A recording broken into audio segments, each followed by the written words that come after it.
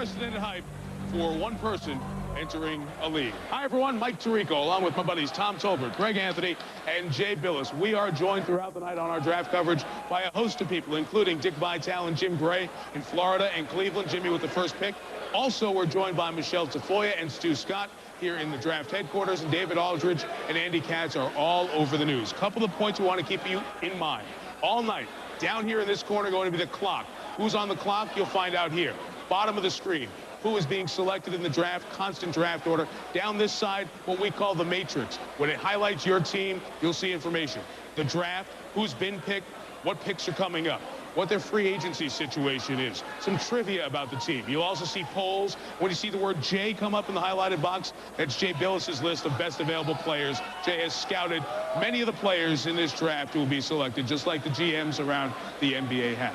The headlines of draft 2003, it starts right at the top. In all likelihood, the first three picks are going to be players age 18 or 19. We've never had the top three under 20 in the history of the NBA draft. The continuing international flavor should be of record proportions this year. 14 is the international record for a draft taken last year. We think it will be more than that tonight. And is this a deep draft? Well, there is strength. Picks 10 through 20. The question is, does he fit your team now? Will you develop him down the line? A developing story on ESPN.com in the last couple of hours regarding Michael Jordan. Ironic of the night, LeBron James comes into the league. In the year Michael Jordan came out of the league, Michael is making some news on draft night as the conversations towards Michael's ownership of the Milwaukee Bucks seem to have heated up on the rumor mill. Let's bring in David Aldridge. David, is it any closer or just the rumors starting to pile on top of each other here on draft night? Well, Michael, it's close. I mean, there's no question that it's close, but I can tell you, Herb Cole, within the last 2 hours, has let people know, let senior officials around the league know that there's no deal as of yet. Now, does that mean it couldn't change in the next 24 hours or the next week or so? Of course it could change, but the Bucks, who I talked to an hour ago in their war room, say it's full speed ahead. They're going to make the pick. They're going to decide who they want to take. They do not have to run anything past Michael Jordan or any of Michael Jordan's people. They're ready to go. So in all likelihood, Ernie Grunfeld in Milwaukee will be making this pick. David, the top three have been set for a long time. Doesn't mean it won't be an exciting moment when they're taken, but the hot spot in the draft is Toronto at 4. Are they getting any calls, or are they going to keep the pick? Well, Mike, they've gotten some calls, but I talked to Toronto about 20 minutes ago.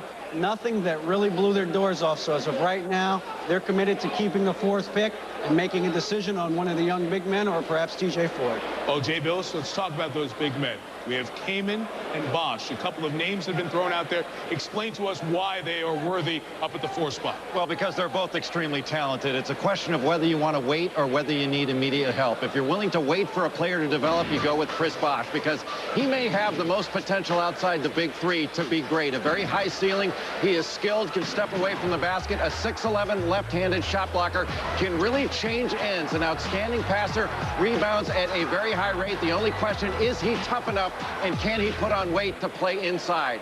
Chris Kaman out of Central Michigan, offensively very advanced, can use either hand around the basket and can really score inside, average over 20 points per game, can catch, can run. The question is he tough enough to be able to put on weight, and can he rebound at a high rate, and will he have the pride to really step forward and play defense on the NBA level? I think that he can. Greg Anthony, there's pressure for a lot of these teams. Do you go up and get a guy who may make an impact on your team right now, especially in some of the conferences where there's wiggle room to get into the playoff picture just like that?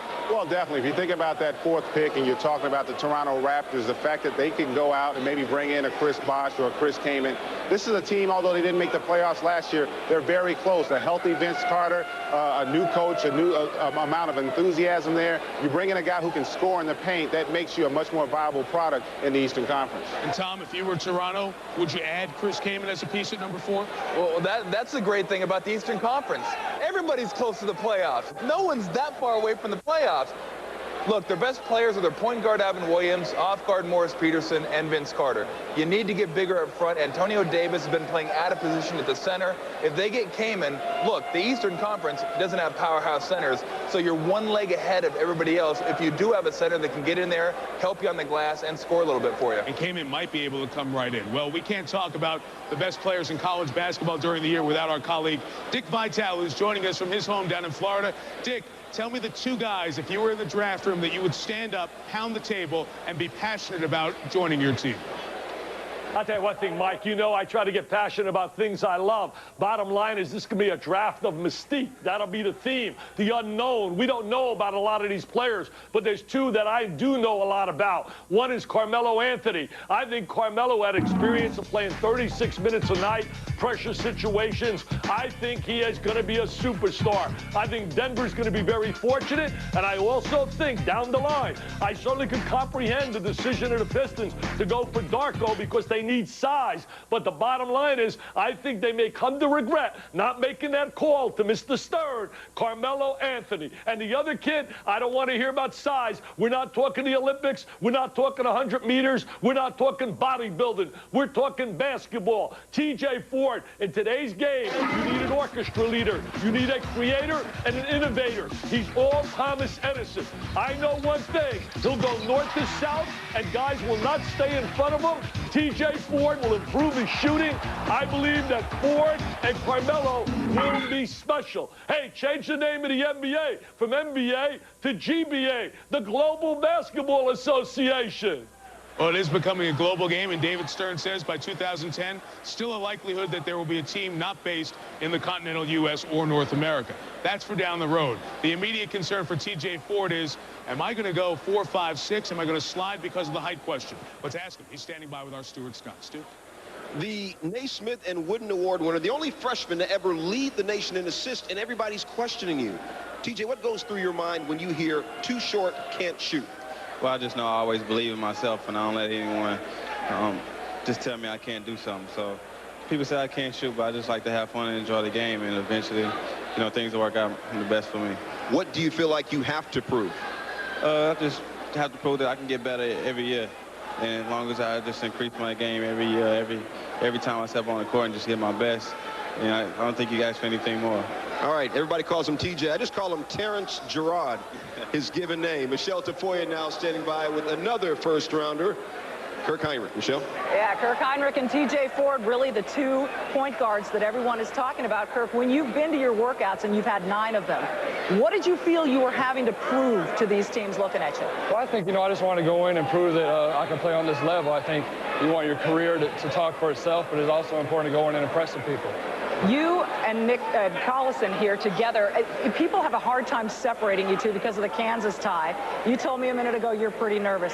How do you feel about what you're going to see here tonight, not only for yourself, but for him? Well, I'm really happy for him. You know, I've played with him for a long time. You know, that's my guy. And, you know, I just hope for the best for him. Do your parents make this trip? They made just about every other road trip. Yeah, they're here and they're real proud of me. You know, I'm glad they made it. They should be. Good luck to you. We'll see you tonight. What happens for Kirk Heinrich? Right now, Dwayne Wade is with Stuart Scott, too. June 26, 2003 draft day.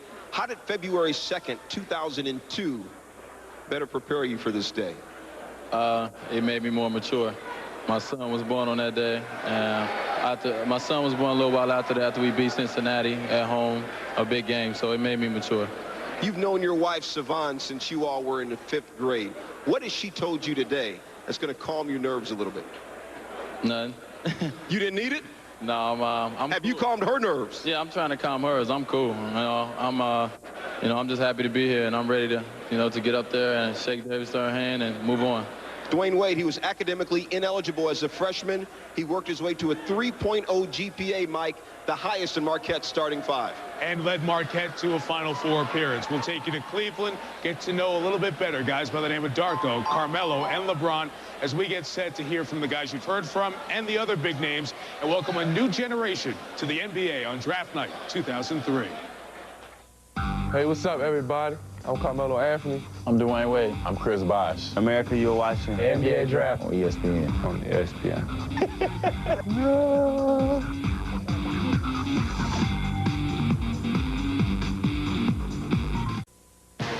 ESPN's exclusive coverage of the 2003 NBA Draft is brought to you by Verizon Wireless. Sign up to get NBA Draft alerts sent right to your mobile phone. Sprite, obey your thirst. And Nintendo GameCube, born to play. We welcome you back to the theater at Madison Square Garden, working towards the 2003 NBA Draft, and there is LeBron James, who is set to make the 40-mile move from Akron to Cleveland, Ohio. You know, Cleveland, Ohio, if you haven't been there, is a city of great sports passion. They love their Browns. You think of the Cardiac Kid Browns, Brian Sipton, Bernie Kosar. Go back to the days of Jim Brown. They love the Indians when they made that World Series run. They came up just a half inning short against the Florida Marlins. But Cleveland always has the rug pulled out from under it. Tonight, it's a Cleveland night to celebrate sports. One of Ohio's own, in a very prideful Midwestern state, comes to a team of their own. LeBron James to the Cavs. Jim Gray's in Cleveland with the owner of the NBA franchise there, Gordon Gund. Jim. Mike, there's quite a euphoric feeling going on here tonight in Cleveland. The stadium out here at Gund Arena is full. We're joined by Gordon Gund, as you say. Gordon has suffered now for 33 years with retinitis pigmentosa. He is blind and has lost his eyesight 33 years ago. Gordon, I'd like to ask you, in your mind's eye, what does LeBron James look like to you? Well, first of all, he's big and strong and very athletic. I guess can pass tremendously well. And he also looks like somebody who's really got it together. He's got a real humility and a good character, so all of those things. You've been burdened in the past, the very famous shot of Michael Jordan over Craig Elo. Don't remind me. Does LeBron at all feel in your senses like Michael? Well, he does. I haven't had the chance to be close up on him playing basketball at that kind of level, but he has the potential to, in my mind.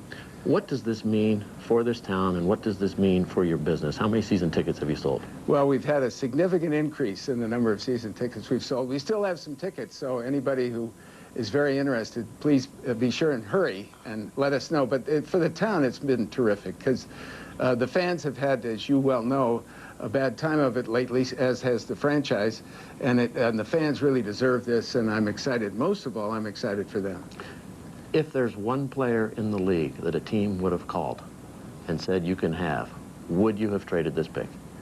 There is no player, Jim, for whom we would have traded this pick. There isn't a whole team. We're very excited to have this player, and we believe he's going to give this marketplace a great future of exciting basketball. That's saying an awful lot, Gordon. It is, but that's how I feel. You know, otherwise, if I didn't, I'd probably be run out of town. All right, Gordon. These are going to go on sale, Mike Tirico.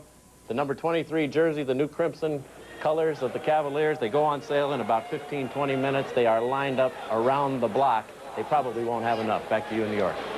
Jim, they'll go from the bottom third of merchandise in the league, I would guess, to the upper half, maybe the upper third. It's not just the new jersey, it's the guy who's going to be wearing that number 23, as he does in tribute to Michael Jordan. Dick Vitale, you got to see some of LeBron James' high school games. He seems to have, Dick, in addition to all the basketball, that special it that makes stars superstars.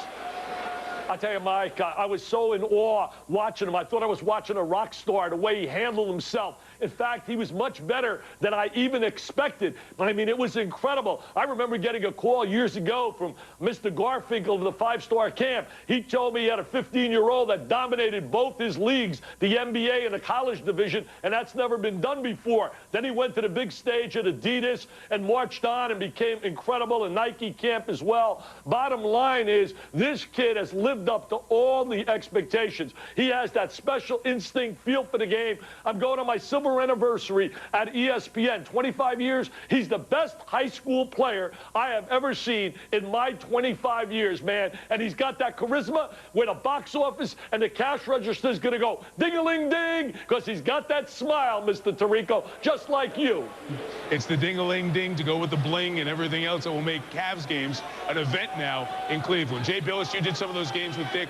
Basketball-wise, does LeBron have everything that everybody's building him up to have? Yeah, he's just as skilled as Kobe Bryant or Kevin Garnett at the same age, but he is far more physically imposing. And, Mike, I'll tell you, I don't think any reasonable basketball person would take anyone else #1 than LeBron James in this draft. It's an absolute no-brainer. He's got what it takes to be a great NBA player, and I think he will be. Greg, if you were advising LeBron, what would you tell him the toughest thing ahead for him is? Well, I think he has to be patient. I think the expectation level is so high for LeBron right now. Everyone has put him up there in the stratosphere. He just has to be patient and allow the game to come to him. I think the only way he fails is if he fails to meet our expectations. I would just say this to the fans and the media. Let's not create LeBron's legacy. Let him create one for himself. The exciting part is, even though we know where he's going, it's still the official step tonight. And to watch a guy who's come from tough upbringing to great success, it's a pretty special night in his life, and we'll be here to share it when that first pick comes in a little bit. Darko Milicic should be the next pick from the Detroit Pistons. We will talk about Darko and the international impact that has become the NBA draft as we continue from New York on Draft Night 2003. I am ready. On draft night from the crossroads of the world, Times Square, New York City, just 10 blocks away from Madison Square Garden. The 2003 NBA draft, first pick coming up at the bottom of the hour.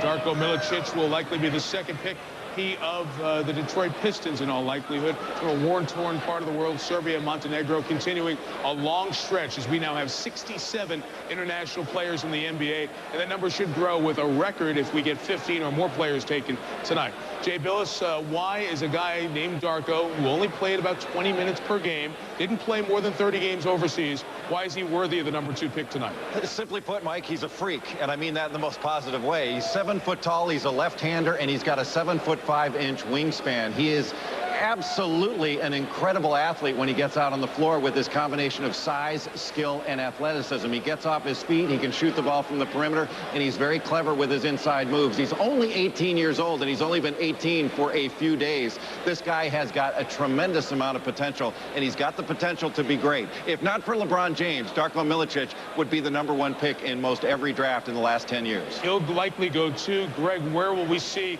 the big influx of internationals? Well, you're going to start to see that play out in the second half of the first round, particularly because that's where you're going to have teams that are a little bit more capable in terms of their overall personnel.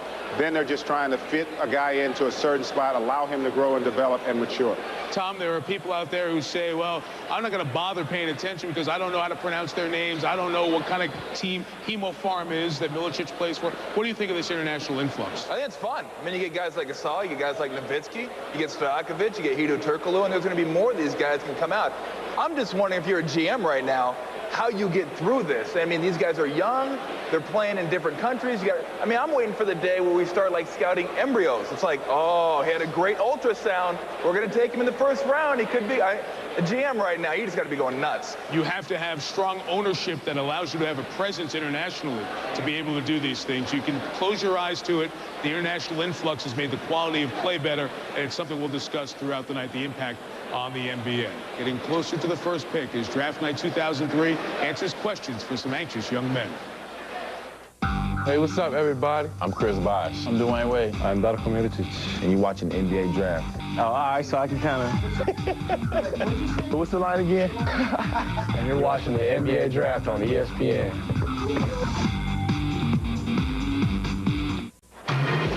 Time for a GMC draft moment. If we're talking about the top 3 being taken in this draft, let's go back to some of the recent best 1-2-3s. Hakeem Olajuwon taken with the number 1 pick in '84, a career that had almost spanned 2 decades. And, of course, the infamous number 2 pick of Sam Bowie, whose foot-leg injury problems held him back, but still he would have been the asterisk to Michael Jordan. Without question, the best number 3 pick in the history of the NBA draft. Jordan hanging it up after his fabulous career came to an end this year in Washington. And 11 years ago, Shaquille O'Neal from Orlando was the number 1 pick. Remember, he didn't lead the Magic to the finals. Alonzo Mourning, who still holds out hope of coming back to the NBA, one of the interesting free agent pictures this year. And a man still in the league. He was with Washington this year, Christian Laettner. That a recent successful 1-2-3. All were all-stars. You'll see a 1-2-3 they talk about for years. Our GMC draft moments. Chris Bosh could make it a 1-2-3-4. Will he be the number 4 selection? Toronto has that pick. Chris Bosh has an anxious half hour or so to wait. Carmelo Anthony saying hi to as many fans as college coach Jim Boeheim sitting behind him. And LeBron James, he's on deck. The Cavs will be on the clock. The picks start when you come back. I am ready. I'm ready. Drives, penetration, ready to dominate. Got started all over it, man. Showing what I've been working on. Right between the eyes. Ready to feel the pressure. Come up big. Hammers it down. He got it. Tear down my man. And say, I got you. Gotcha. I cannot be stopped. I cannot be stopped. I am ready. There are so many names that if you watch college basketball, hook 'em horns, TJ Ford led Texas to higher basketball places than they've seen in a half-century. Nick and Kirk, what a job they did in Lawrence for 4 years, and now the Jayhawks will move on to the NBA. Kirk Heinrich sitting there. What a great story, from Iowa to KU, and now together they sit here in New York tonight. Jarvis Hayes, he's been attached almost to his twin Jonas for their entire basketball lives. Tonight, Jarvis takes the step from Georgia on to the league. How about the youngster with Dwayne Wade sitting and waiting? The draft is set to begin, and for that, the commissioner of the NBA, David Stern, will take to the podium to begin the proceedings officially.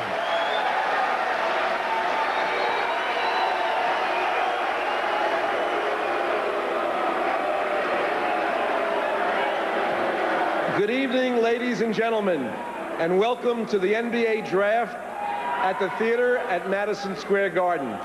In New York City, home of the Knicks, the WNBA's Liberty, and this year's WNBA All-Star Game on July 12th. To our fans here in the United States watching on ESPN, to our fans watching in 212 countries and logging on to NBA.com around the world, thank you for joining us.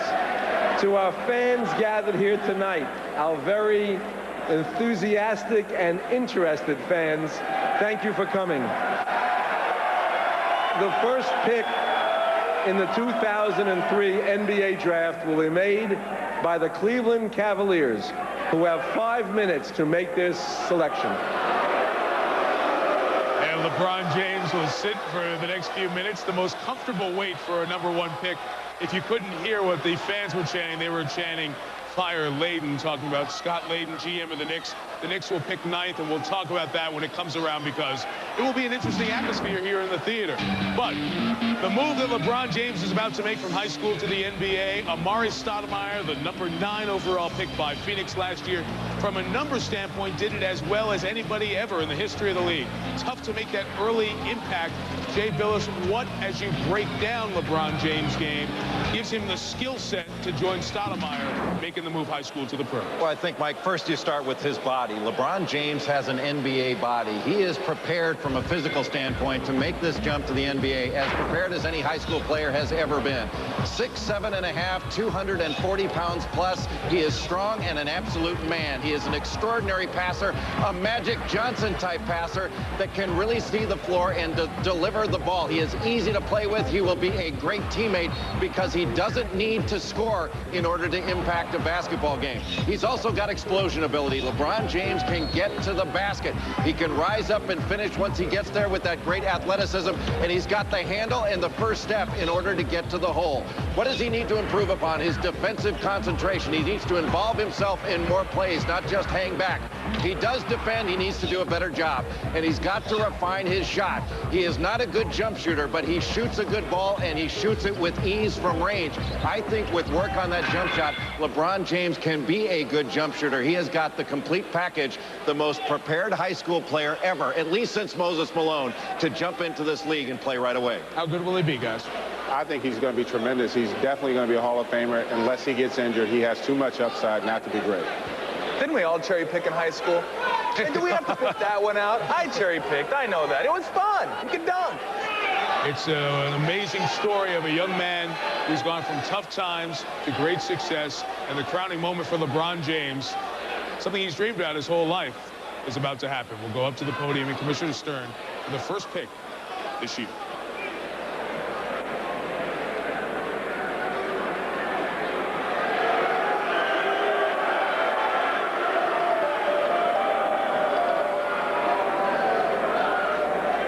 With the first pick in the 2003 NBA Draft, the Cleveland Cavaliers select LeBron James.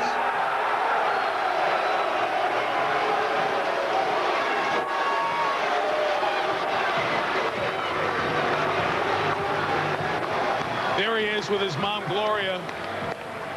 The Gloria sacrificed a lot, gave birth to LeBron when she was 16, on their own at 19, living on assistance, food stamps, and here they are just a short time later, $100 million in contract, endorsements in basketball, and LeBron James makes a great American story.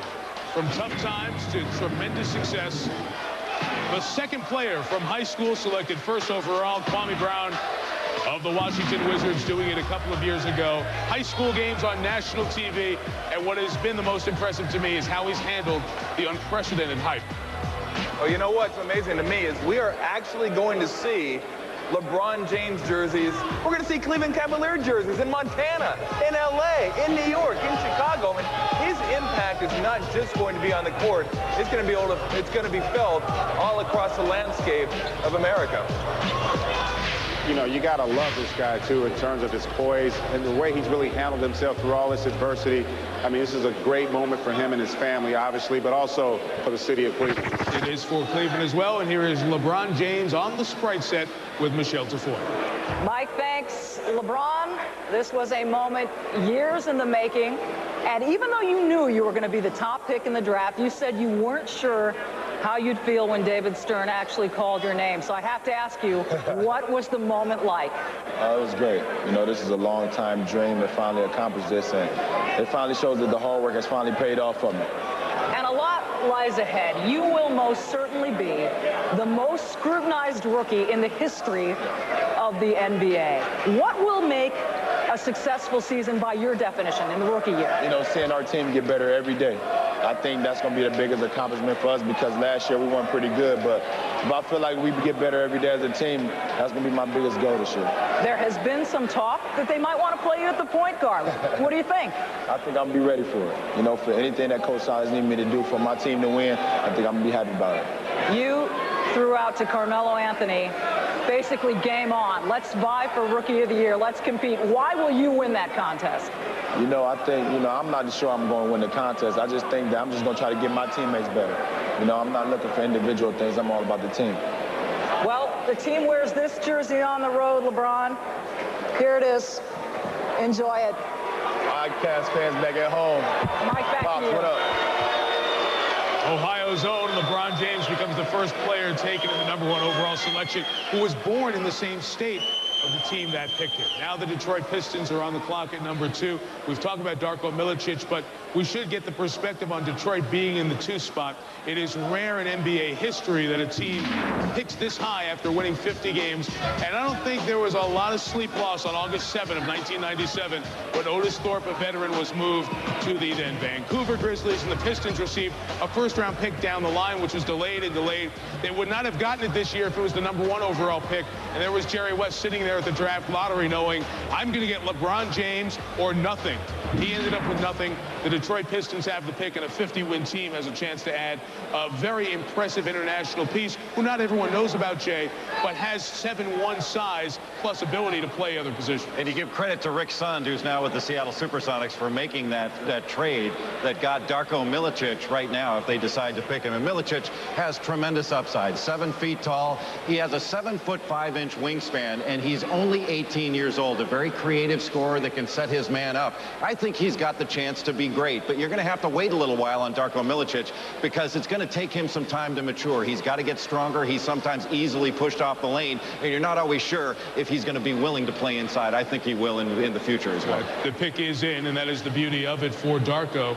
He does not have to come in and do what LeBron James has to do and carry a team and carry a franchise. He comes to a team that got to the Eastern Conference Finals, won 50 games, and as we've mentioned, also has a Hall of Fame coach coming in, Larry Brown. Well, I'll tell you what, he may be thin and he may not be strong, but you got Ben Wallace behind you. So you got that going for you. I mean, no one's going to kick sand in your face with Big Ben back there. And you got other guys that can score, other guys that can rebound. It's nice to be able to bring along a rookie slow. All right, let's head up to the podium to find out the second overall pick. It's you go back to James Worthy when he was selected by the Lakers in '82. Len Bias, the tragic story of Len Bias, the Celtics had the #2 pick then. There are a very few times in NBA history, just a half dozen, where a team that's won 50 games has picked this high in the draft. with the second pick in the 2003 NBA Draft, the Detroit Pistons select Darko Milicic from Serbia and Montenegro.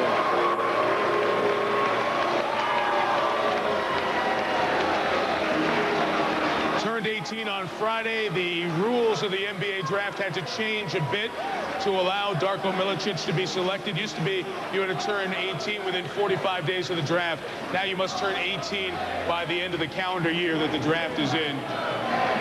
Darko Milicic's dad, 6'7" police officer. Mom is 6'3". Enjoyed Sacramento on TV. Peja Stojakovic and Vlade Divac back in his home. He watched. Now they will watch Darko Milicic. What will they see about him in the Billis breakdown? Darko Milicic, very highly skilled. He can shoot it, he can pass it, a very good rebounder and an excellent handler. He's fundamentally sound, and he's got terrific hands. Just 18 years old, and he's got all the elements that you want in a great player because he's a creative scorer on the offensive end. He can set his man up and make a move, and with that 7'5" wingspan, he can shoot over the top of people. He's got very good footwork. He still needs to get stronger and get the strength to hold position down low, but with his back to the basket, he can make credible post moves, and with those great hands, look how he sets his man up, uses a jab step. That's extraordinary for a guy 7 feet tall with such long arms. But with that strength to hold position, I think a key. Watch when he tries to get position here inside the paint. He winds up getting pushed all the way out to the corner. As he gets stronger and matures as a basketball player, he will be able to hold that position, and he'll be much more likely to score with his back to the basket. Darko Milicic, a chance to be great. You can't say that about that many big guys. This guy has got skills. The highest drafted European in NBA history, Darko Milicic, taken by the Detroit Pistons, and he's standing by on the Sprite set with Michelle Tafour. All right, Mike, and Darko deciding to do this interview one of the first times he's doing it without an interpreter, so we welcome that. Darko, what do you know about Detroit? I've been in Detroit 2 times. It's nice for me, nice area. I've never been downtown, but I like people in Detroit, in club. You are a very outspoken guy. NBA fans are going to learn a lot about you. What are they going to learn first? What I must learn first? What are fans going to learn about you first? I don't know. I can't offer that.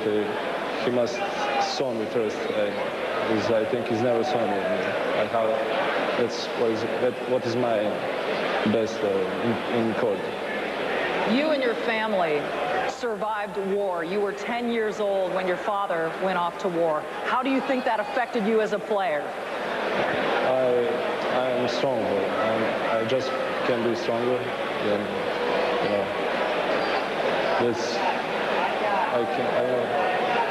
Well, Detroit is counting on that strength. Here's the road jersey, Darko. Congratulations, Mike. When he was just 10 years old, his mom sold the family car to buy a cow to support them through that war. I think Darko can probably buy her the whole farm now. Yep, left at 14 to play basketball. His dad was off for the war. Quite a story coming true here tonight. Standing on the stage, by the way, was Peja Stojakovic of the Denver Nuggets, who was going to help translate in case Darko needed it. He did not. Peja's team, the Nuggets, are on the clock. But while we have a second, Jim Gray in Cleveland with their head coach, Paul Silas. Mike, thank you. The euphoric feelings continue here. Paul, congratulations to you. Is it possible on a night like this to talk about real expectations, and what are they for LeBron? Not really. I think that we just want him to improve every time out. By his own admission, he talks about winning. He talks about making the team better. If that's his mindset, he can only get better. He can only be as good as he's going to be. What do you do about all the people surrounding him? Of course, he has an agent. He's close to his mother. He's got teammates. He's got quite an entourage for an 18-year-old. How do you make that go from an entourage to one guy now being a member of your team? Well, it's all according to what he does on the floor. That's what I'm mainly concerned with. We're going to have to try to protect him as much as possible from media scrutiny and that kind of thing. But if he does well on the court, everything else falls into place. You've been in basketball for 34 years. Have you ever seen anything quite like what is surrounding LeBron and what's going on regarding his draft pick and him coming into this league? Jim, I have not. I'm just happy to be a part of it. All right, Paul, congratulations to you. We've got another pick. Denver's pick is up. Let's go to Mike Tirico. Okay, Jim, thank you. Like the Cleveland Cavaliers, a team that Paul Silas takes over, the Denver Nuggets also won just 17 games this year. They end up 3 in the lottery. Most years it would be kind of a consolation prize but probably not this year. Back up to the podium and Commissioner David Stern.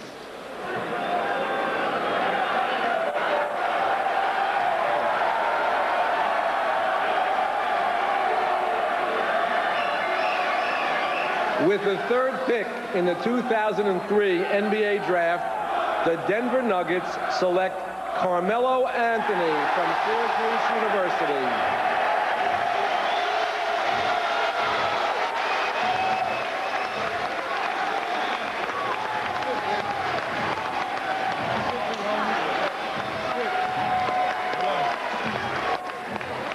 The hug for his mom, Mary, who raised 4 children on a housekeeper's wage from the tough streets of Baltimore, learned basketball at age 7 on a crate 8 feet up, 1 year in college, and led Syracuse to 30 wins in its first ever national championship.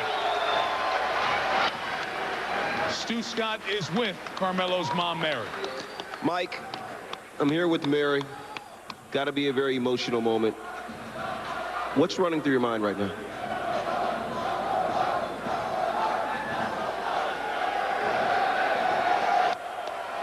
Is this a dream for you? Yes. At what point did you know that your son was not just a special person, but a special basketball player?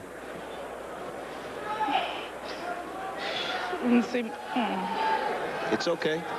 It is okay. Tears of joy, I'm sure. We'll come back and talk to you later. Hopefully, Mike, let's go back to you, because this moment, just let her have it to herself. It is so much a part of the story. Let's bring in our friend, Mr. Vitale. Dick, take us through Carmelo Anthony, how you think he's going to make the adjustment to the NBA. Mike, it was so beautiful to see the tears of joy and happiness, tremendous love there with his mom.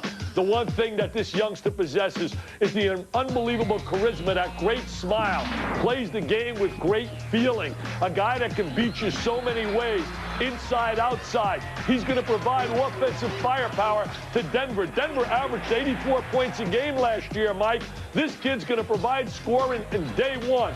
You know, you talk about Milicic and we talk about upside for Darko, and certainly looks like he has a great upside and great potential. Carmelo Anthony is not about upside. He is a guy that is ready to contribute. He played 36 minutes a game under pressure situations, responded under pressure, consistently performed at the highest level on the NCAA level. You know, we talk about a lot of these players are going to learn on-the-job training in the NBA, and that's sad in a way, where Carmelo had his on-the-job training at Syracuse and was absolutely super. I think a great choice, Mike. I really believe that Detroit may regret not making the call for Mr. Anthony.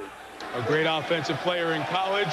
Denver was last in the league in points, field goal percentage, three-point percentage, free throw percentage. Carmelo Anthony on the Sprite set with Michelle Tafoya. Mike, thanks very much, Carmelo. You've got the house behind you.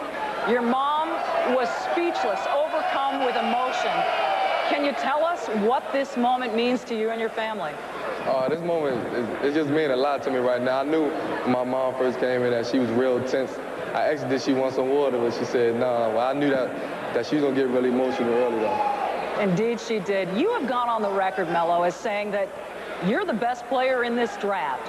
What do you know about your game that maybe Cleveland and Detroit didn't? Well, I'm an all-around player. I think I could pretty much do everything that, from the one position all the way down to the power forward position. I ain't gonna say I'm ready to play a center yet, but yeah, I can do what I can do. Jim Boeheim has said that you are the most fun player he's ever coached. What do you think he meant by that? I'm just excited. I bring a lot to the court. Basketball is a game of fun. If you ain't having fun, then ain't no need for you to be playing. Have fun in Denver, Melo. Thanks. Mike, let's send it back to you. That's part of their new look, the hat, and we go via the EA Sports video conferencing to the Nuggets headquarters, and Kiki Vandeweghe, their general manager, will join us. Kiki, to take Carmelo Anthony at this pick was a no-brainer for a lot of guys. Other years you would have been not in as good position at number 3. Did you have any doubts about Carmelo before you worked him out a couple of weeks ago? There was no real doubt. I think this draft is very unique because I think you had 3 players that in any other draft could have been a #1 pick.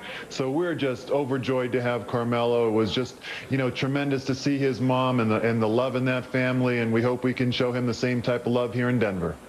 Kiki, you're rebuilding a franchise there, have a lot of salary cap room. We'll discuss that later. Is Carmelo the type of player on and off the floor that you can build a successful franchise around? Well, I've gone on record saying that character is very important to me, and Carmelo certainly has that in abundance. He's a tremendous young man besides being a great basketball player, and I think he's going to be a great addition to the NBA community and our community here in Denver. Kiki, thank you very much. We'll talk to you later on. Thank you. Kiki Vandeweghe, general manager of the Denver Nuggets. Toronto's in the 4th spot. This is where the known stops, the unknown begins. The hot spot of the draft. How will it all spin? Let's see what the Raptors are going to do. They have a new head coach, remember, in Kevin O'Neal, former Detroit assistant. Here's the commissioner. With the 4th pick in the 2003 NBA draft, the Toronto Raptors select Chris Bosh from Georgia Tech University. It was 7 years ago in the 4th spot that a Georgia Tech player was drafted. Stephon Marbury by Milwaukee. Here, Chris Bosh is taken by the Toronto Raptors. Another player like Carmelo Anthony, just a pick before, who spent 1 year in college and then turned pro, Jay.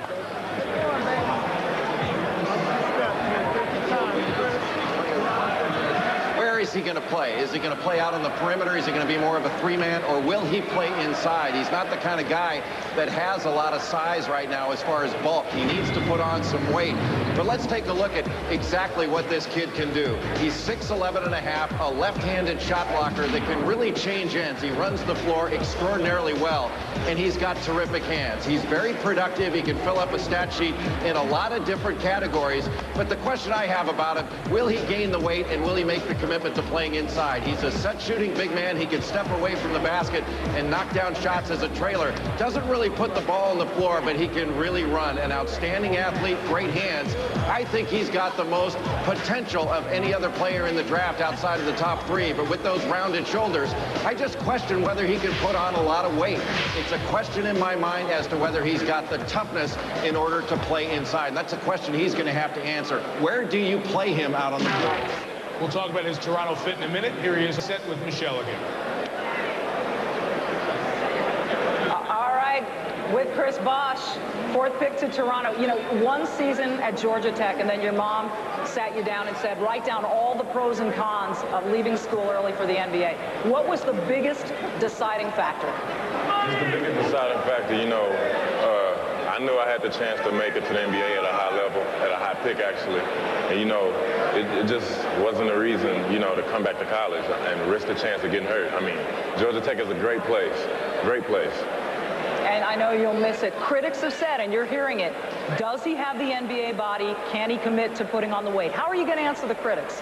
Well, I mean, NBA body, if you can play, you can play. That's why we're out here. So, I mean, that comes with time, and I'm not worried about that. We'll be watching, Chris. Congratulations. Mike, back to you. Thanks, Michelle. Guys, how does he fit with the Raptors? Well, for me, I think the big thing is his development is really going to be dependent upon the guard play in Toronto. Those guys are going to have to really take him under their wing and really allow him to become a much more productive basketball player in a hurry. They want to win now. I think he helps him more immediately on the defensive end, blocking shots, gobbling up rebounds. Offensively, just get the ball to Vince Carter and get out of the way. And keep Vince healthy in the lineup. Toronto, by the way, was 20th in block shots in the NBA this year. Miami's on the clock. They pick 5th. The draft continues from New York as maybe the Miami Heat are thinking about moving that pick. We'll hear the conversation about how Pat Riley tries to rebuild that team on the run that won just 25 games in 2003. Miami next. We welcome you back to the theater at Madison Square Garden. Our coverage of the 2003 NBA Draft here on ESPN. You can follow what's happening if you're just joining us as you watch the words on our side and underneath our picture here. The Miami Heat are on the clock, a 25-win team. Pat Riley tries to rebuild this team on the run so he can leave it in a little bit better shape than it is right now. Here's the commissioner with the selection. With the 5th pick in the 2003 NBA Draft, the Miami Heat select Dwayne Wade from Marquette University. Tom, we were there and watch Dwayne Wade single-handedly take Marquette for the first time in 26 years back to the Final Four when they beat Kentucky in the regional final in Minneapolis. This guy's a flat player. I mean, you look at the top three, and I think he's right at that next level. There's really not a lot he can't do. They questioned his shooting. I think he shoots fine from mid-range. He's a physical two-guard. He can get out and defend long arms, and he's not afraid to take it to the hole. He can draw contact and finish. I love this guy. I think he could be a multiple All-Star in a couple years. A hug there from his college coach, Tom Crean, who they were so close. And there you see his wife. What a happy moment for them as well. Greg, Dwayne Wade in the NBA, can he make it jump smoothly? Oh, he won't have a problem making the jump. The problem is if you're Miami, where are you going to play him with Eddie Jones when your need is point guard? That's my only concern there. You know, that could be a big problem for them if they can't make a move. Here is Stu Scott with Dwayne Wade's wife, Siobhan. Stu. Hugs and kisses all around Siobhan. In a draft where the top 3 picks are teenagers, now you got a guy who's got a wife and a kid. How has being a father helped Dwayne become a better basketball player? I think it has motivated him so much. He knows he has to set an example for him, and it's really pushing him to work hard. Well, he said before that you were the one who was nervous and had to be calmed down. We know how husbands do. We know sometimes they don't tell the whole truth. Mike, let's go back to you. Thank you, Stu. High school sweethearts who got married. Jay, talk about Dwayne Wade leaving after his junior year, but certainly ready to make the move. Dwayne Wade is a slasher. He's a big guard in the mold of I think, a guy like Steve Francis or going way back Sidney Moncrief. He's got a great first step, and he's always around the ball. He has long arms, a great wingspan, and he really can fill up a stat sheet in a lot of different categories. He gets deflections, steals. He can block shots. He can lock you down defensively, and he's also got the ability to take the ball to the basket. The question marks are his shooting range. He is not a great shooter. He's been working on that shot, but he can get to the basket, and that's the thing that impresses me most. As a big guard, he really is productive, and he's an accomplished basketball player. What I like best about him, Mike, is he's a hard worker. He's got a great work ethic, and he's a terrific teammate. I like this pick. I think Pat Riley is sending a message that even though he may not fit in, may not be able to be a point guard with Caron Butler and Eddie Jones, he's going to go to battle with those guys because Dwayne Wade is a high character guy that will fit in with that team. Since they started charting round by round, highest Marquette pick ever taken. Standing by on the Sprite set with Michelle Tafoya. All right, Mike, thanks. Dwayne, all through the week, the talk was you could go anywhere from 4 down toward the bottom part of the first round. What was your reaction when you were picked 5th by Miami? It's a dream come true. I'm blessed. I know I am. I just know that hard work pays off, and I really learned that at Marquette. Tom Crean, your coach at Marquette, has said he just constantly wants to get better, and if he continues that work ethic, he can have a long career. What are you going to try to get better at first?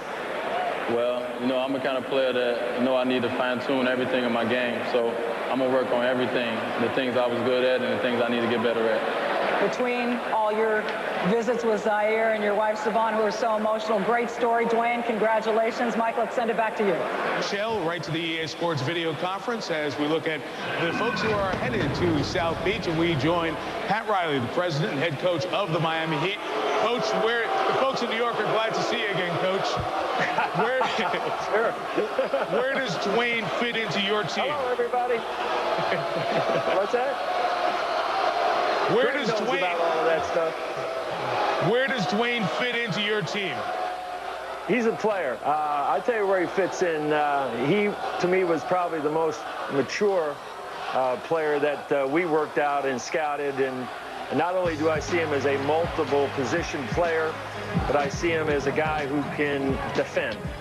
Not only can he defend, finally have a defensive player who can score, get to the basket, rebound, deflect.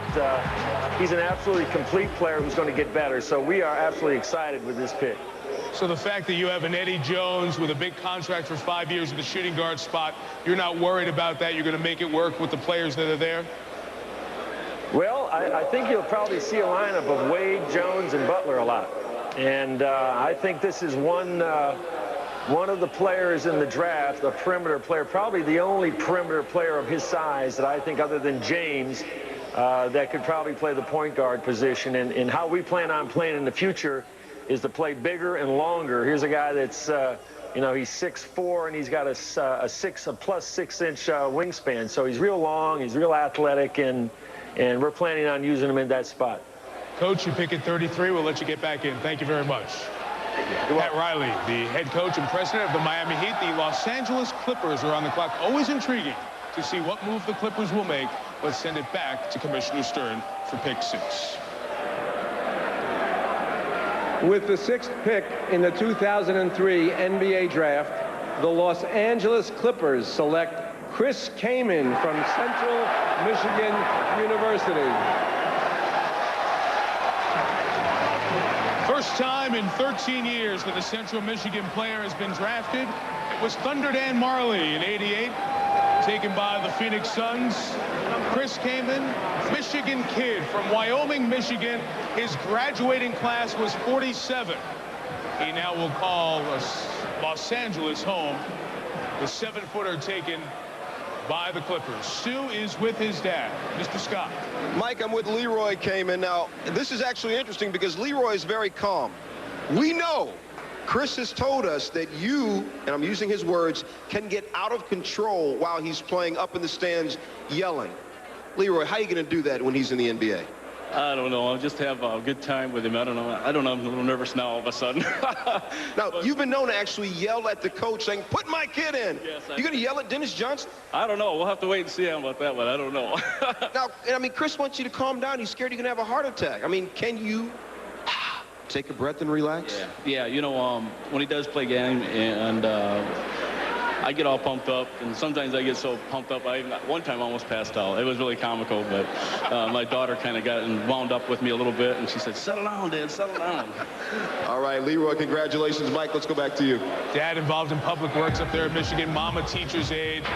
They've raised quite a son. Jay, the Billis breakdown. Well, he's very skilled with both hands. Chris Kaman can shoot with his right hand and his left hand. In fact, when I first saw him play, until he shot a free throw, I didn't see warm-ups. I wasn't sure whether he was right-handed or left-handed. The most offensively advanced big man in this draft. He will be able to step in and score right away. He's got clever post moves, terrific footwork. He can shoot a jump hook. He can face up and shoot a jumper. And he can dunk the ball with both hands when he's near the basket. A legit 7 foot. He's not a great athlete, but he is very good offensively. The thing I worry about with him, does he have the strength? That's something I think he can add. He's got to get into the weight room, tone up that body. He's got almost 17-18% body fat, so he's got to work on that. And I really do think he needs to work on his defense. He's not shown a ton of pride on the defensive end, and that's something he has got to change and has got to continue trying to rebound out of his area. But a great prospect, a guy that can play right away for you. All right, on the strike set, Chris Kaman with Michelle again. And Mike, Chris has said all along you didn't want to be drafted just because you were a 7-footer. What do you think you proved to GMs that got you the 6th pick? You know, I feel like I'm a solid player on the basket, you know, and I think that's something that the Clippers were interested in, and I'm just glad to play for them, you know. Elgin Miller's a great GM, you know, and so I'm really excited right now. No reason not to be, but 10 consecutive losing seasons with the Clippers. Can you help change that? Oh, I think so. I think definitely, you know, it might take some time, but, you know, I'm just glad to be here right now, and I'm thankful, you know, thank God that I'm here, you know, my family, everybody supported me, so. All right, congratulations. Mike, he said he was going to keep his 1996 GMC Yukon, but now he doesn't know how to get into California, so I think he can get a new car. I think so. And Tom Tolbert, a quick thought about this pick. Where's Olakandi go? Is Olakandi gone? Does he stay? Do they want him backing him up? I'm not really sure. They have a lot of duplicated positions down there, and if Olakandi is going to stay, then I'm not really sure if I understand this one. As a free agent, probably gone. Bulls on the clock. We're back with more of the draft from New York after this.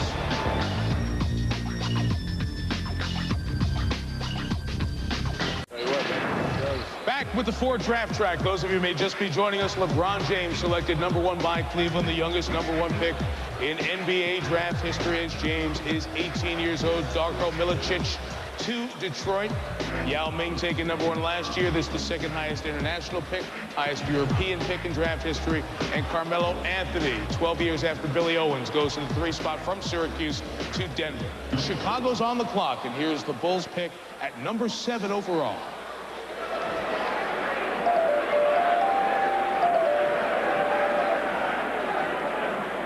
With the 7th pick in the 2003 NBA Draft, the Chicago Bulls select Kirk Heinrich of Kansas University.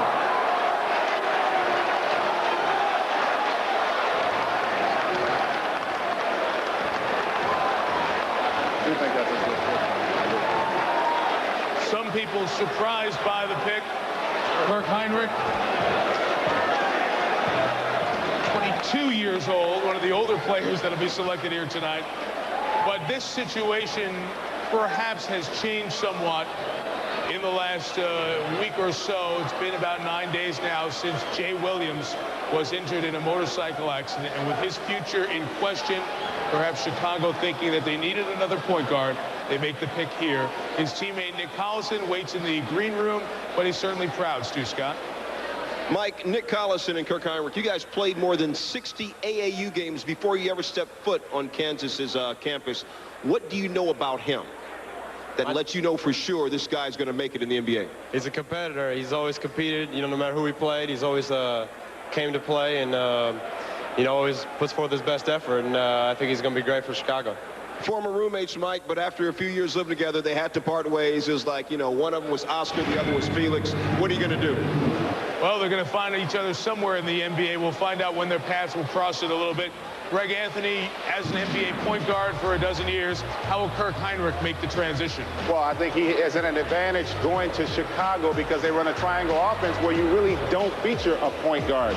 So for him, his ability to shoot the basketball, playing with great athletes on that front line, he'll be able to contribute right away and be able to play alongside the likes of a Jamal Crawford. Also the ability to shoot it very well, Jay. And he shoots it very efficiently. He shot over 50% for his career at Kansas, over 45% from three, over 80% of his free throws. But what I love about Kirk Heinrich, he attacks in transition.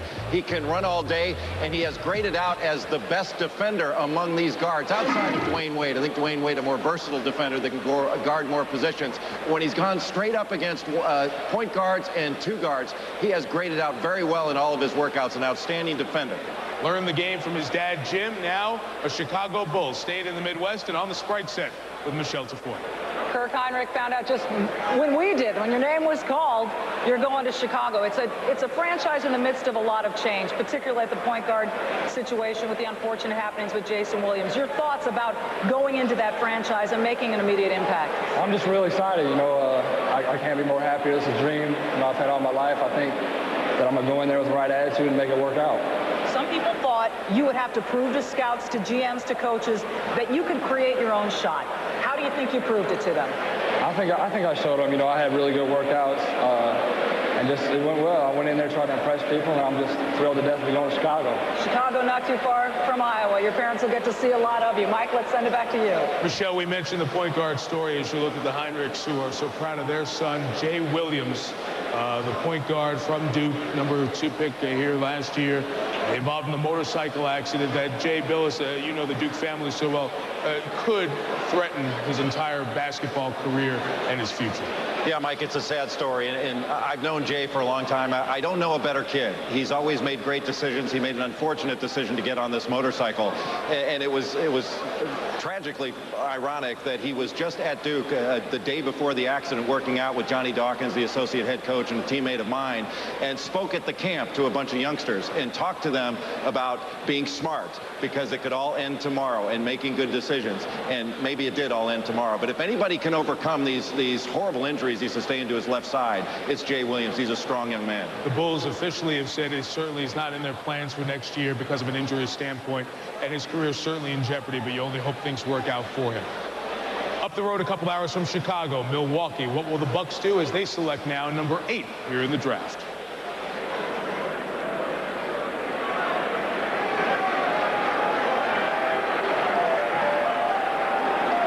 With the 8th pick in the 2003 NBA draft, the Milwaukee Bucks select T.J. Ford from the University of Texas. Some thought he would be a higher pick. Some say he can't shoot it well enough. T.J. Ford taken by another team, perhaps in need of a point guard if Gary Payton moves on, and Gary Payton is a free agent. T.J. Ford's like, I ask you the same question about Heinrich. Chance over transition to the NBA at point guard. Well, I think it'll help there because they have so many skilled guys there on the perimeter. He'll have an opportunity to have an impact right away. They got to figure out, they need to figure out an identity. This guy excels in a speed-up game. They had a speed-up game 3 years ago when they had Ray Allen, Glenn Robinson, and Cassell. They tried to go more defensive-oriented. This team needs to find an identity and figure out which way they want to go. Dick Vitale in Florida, you say nay to the naysayers about T.J. Ford. I'll tell you one thing, Mike. I'm certainly excited for TJ, and I know the people in Milwaukee are going to love him. He had 527 assists in 2 years. Absolutely a brilliant guy who creates opportunities. He'll have players down there who can finish and finalize.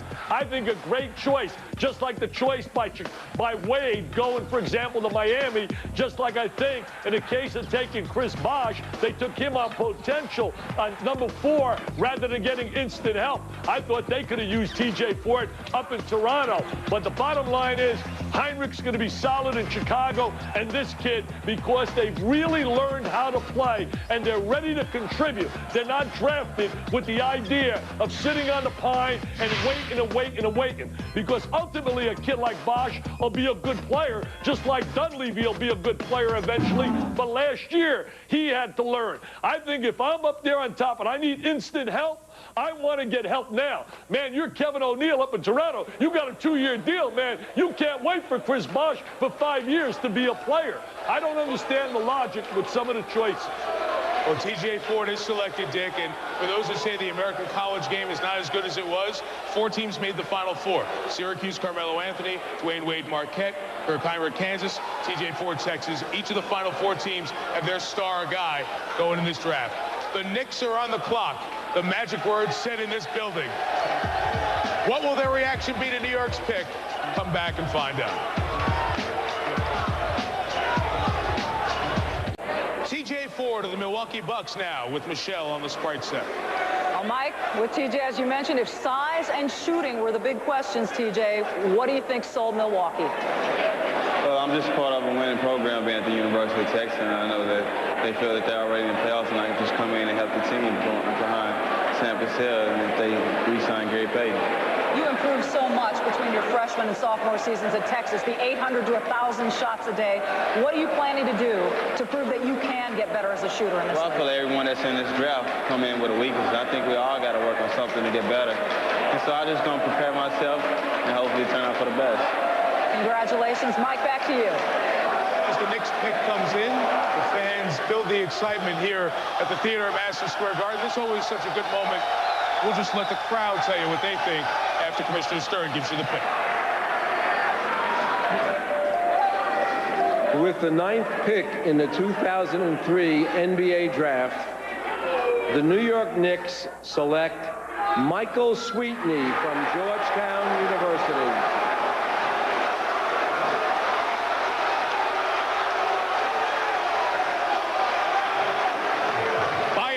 Sounds like the majority approves. Stuart Scott is with them to sample some of their opinions. Stu? Well, Mike, in the name of Frederick Weiss, I'm here with a bunch of Knicks fans.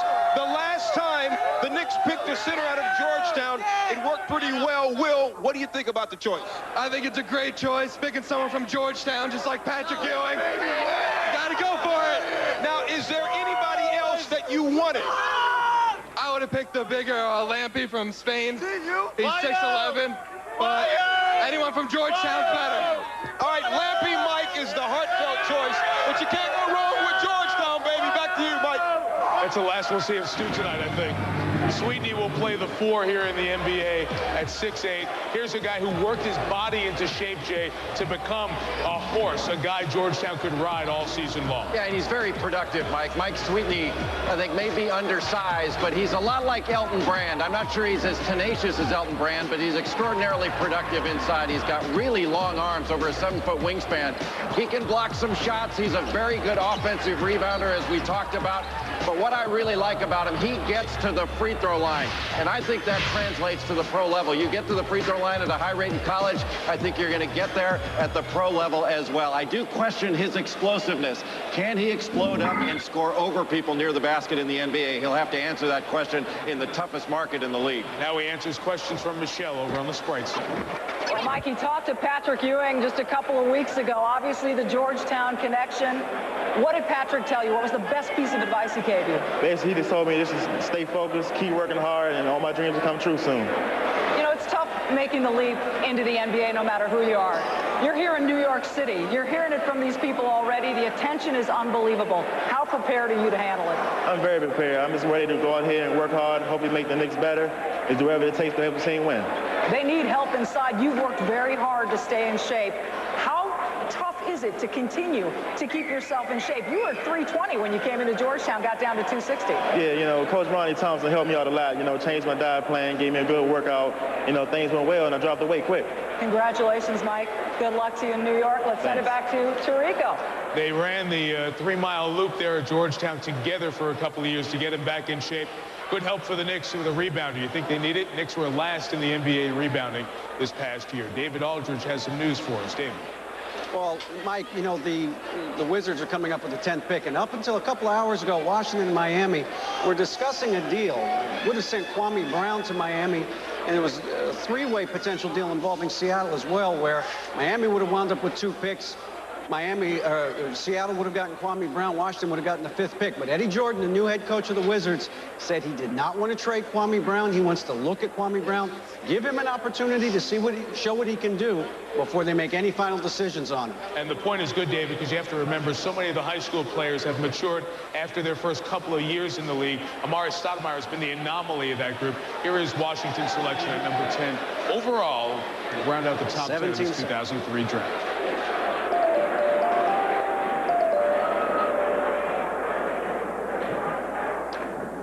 With the 10th pick in the 2003 NBA draft, the Washington Wizards select Jarvis Hayes from the University of Georgia. It's been 15 years since a player out of Georgia was taken this high. Willie Anderson back in '88, but Jarvis Hayes makes it into the top 10.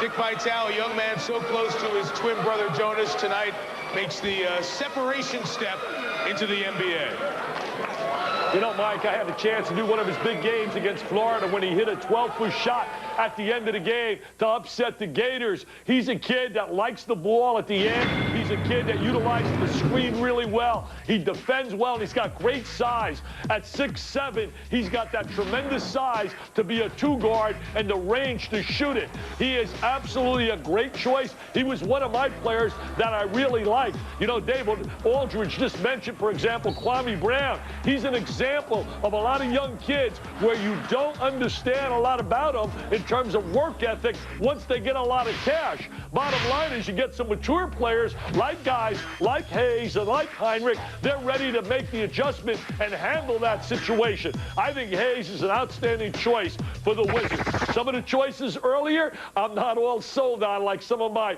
compadres are sitting in the studio. Jonas Hayes, we mentioned, is Jarvis's twin brother. They were at Western Carolina together, transferred to Georgia together. Now they make the separation step. But Stewart is there with the family, Mom Yvonne, and talking with Jonas as well. Stu. Jonas, you guys were together at Western Carolina, as Mike just said. You went to Georgia together. This would be the first time that you are not going to be with them. How are you all going to deal with that? Oh, man, we've been talking about it for a while, so it's not as didn't come as a surprise. But, you know, we got to pick up the pieces and move on.